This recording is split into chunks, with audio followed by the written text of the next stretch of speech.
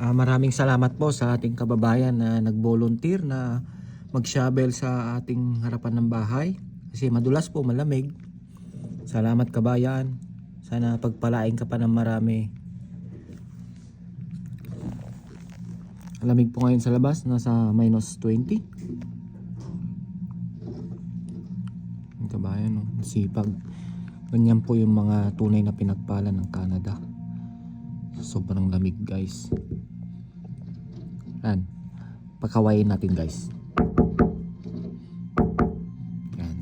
Ito po si Max. Kita mo?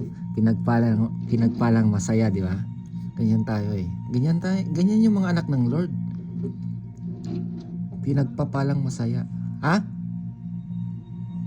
Oh, di ba? Pogi. Galing pa trabaho yan guys. Ang lamig. Ang lamig.